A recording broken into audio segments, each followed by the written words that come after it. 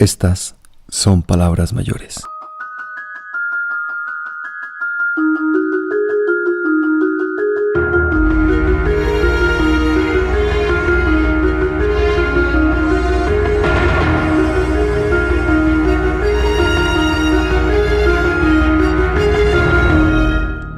Para resistir al capitalismo depredador, que es realmente la gran problemática, la concentración de capital, que hace que unos sectores de la sociedad estemos excluidos, discriminados, segregados, y que haya tanta desigualdad, porque esa concentración lo que hace es despojar a unos y concentrar en otros esos bienes comunes que deberían ser de todos. Para nosotros la salida es el encuentro. Siento afectado por el proyecto Irituango, por la pérdida del trabajo. Para mí la pérdida del trabajo es todo en mi vida, porque a mí me han desalojado del río Cauca en varias veces, mi familia está aguantando hambre. ¿Por qué? Por este proyecto. Víctima del conflicto y ahora víctima de Irituango. Porque para mí Irituango y la fuerza pública, dice el Estado, que no son actores armados que desplazan la población civil, pero yo ya lo he podido comprobar que sí son actores armados que desplazan la población civil, como nos sacaron de la arenera. Eso es algo que marca la vida para los campesinos, para los barqueros, los pescadores, de ser 80 familias y meternos por ahí, sin exagerar, por ahí 800 militares para sacarnos como ratas de donde toda la vida hemos estado viviendo en este cañón del río Cauca. Y yo digo que Irituango tiene que ver también mucho con las masacres que hubieron aquí en el cañón del río Cauca, porque nos desplazan de las playas con los grupos armados.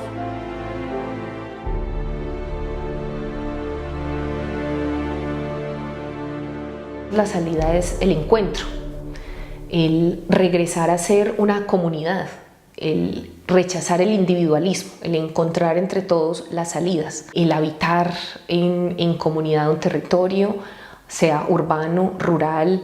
Es muy importante para poder no solo resistir en el malentendido de aguantar. La resistencia es una resignificación. Entonces no hay una resistencia que simplemente sea una barricada ante la agresión, sino una resistencia siempre está repensando esa agresión, está diciendo por qué nos agreden y cómo transformar esa agresión, está resignificando las maneras en cómo se ha enfrentado históricamente esa agresión, porque para nosotros en el territorio, como el caso concreto del movimiento, no encontrábamos maneras de organizarnos. Ya la violencia sociopolítica había matado a los principales líderes de la zona y nosotros encontramos la posibilidad de una resistencia pacífica precisamente porque estamos resignificando el conflicto, diciendo cuál es el conflicto realmente, cuáles son esos intereses sobre nuestro territorio, esas amenazas y el conflicto que nosotros encontramos más allá de lo que están diciendo, que es un territorio de guerra, que es un territorio controlado por los actores armados y que ese megaproyecto era lo que iba a traer la paz. Para nosotros es que nos han querido sacar, porque hay unos intereses estratégicos sobre ese territorio, porque es un territorio concesionado para la minería, porque es un territorio para producir energía, porque es un territorio para otros, no para los habitantes de ese territorio, sino un territorio para otros, para unos intereses exógenos al territorio.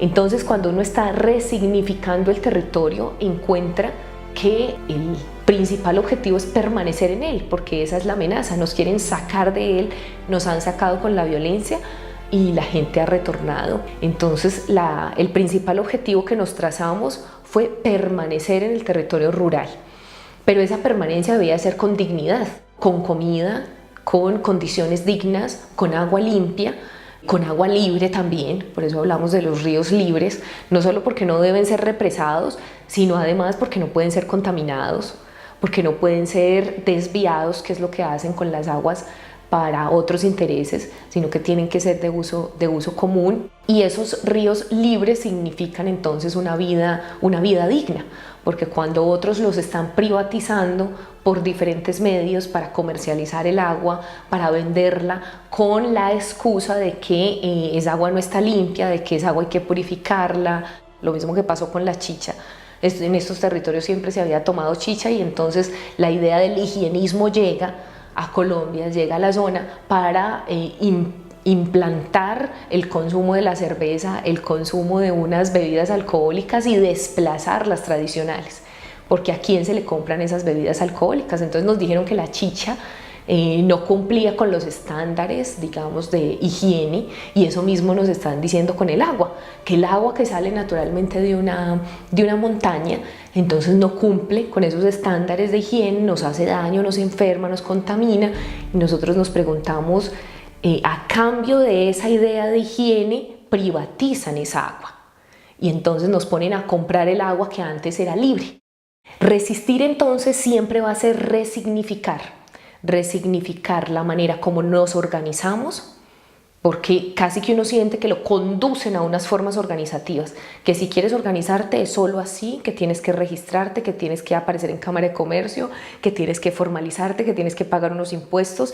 Entonces resignificar es, las maneras organizativas son diversas, no hay una fórmula, no hay una única manera.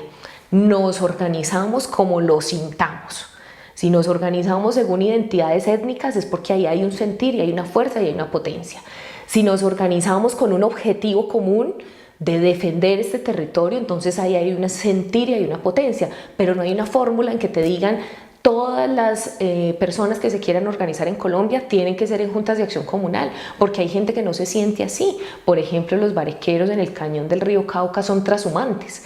La forma organizativa a través de juntas de acción comunal impone una dinámica sedentaria que rompe con su forma de vida trashumante, es decir, que a ellos les gusta estar de un lado para el otro. Entonces una forma organizativa rompe con una cultura. Por eso la resistencia no puede imponerse. No puede decir usted se organiza de esta forma, porque puede romper la potencia de la misma resistencia. Por eso tiene que ser muy autónoma, tiene que ser libre y tiene que estar cuestionando todo lo que le están diciendo. Una resistencia tiene que ser desde adentro, no puede ser exógena. No funciona con los megaproyectos también sociales que dicen formen una red de esto. No, tiene que ser desde vamos a formar una red de esto. No funciona desde afuera. Las resistencias tienen que ser muy autónomas, muy libres y tienen que ser muy genuinas para que la gente sienta que realmente está desde adentro de nuestro ser, o sea, que está aquí, que duele aquí, que está en las entrañas, que me están quitando, que me están robando, que estoy diciendo no me quiten, no me roben, no me hagan daño, que me está doliendo a mí.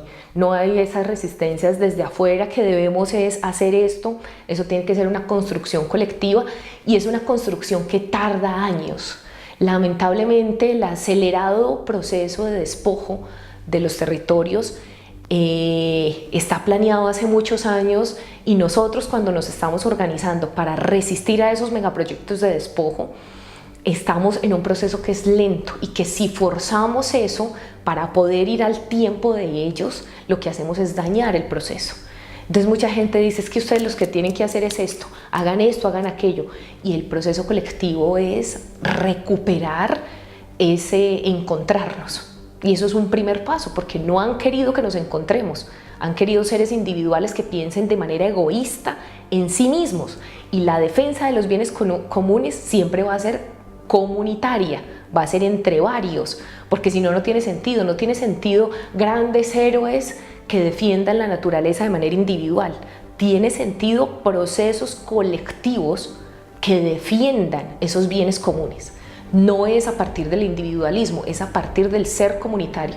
Y creo que eso es lo más difícil en Colombia, porque como estamos acostumbrados a caciques políticos, a líderes únicos, entonces creen que ese va por ahí y que va diciendo, cuando hay que hacer un proceso de base lento, con todas sus dificultades, porque nadie puede decir que los procesos colectivos y comunitarios son sencillos, porque somos seres humanos, porque tenemos conflictos todos los días, porque peleamos con nuestros amores y con los desamores, porque tenemos unas historias Y el reconstruir ese ser colectivo es un proceso profundo, profundo de identidad, y solo se hace conociéndose a sí mismo para poder relacionarse con el otro.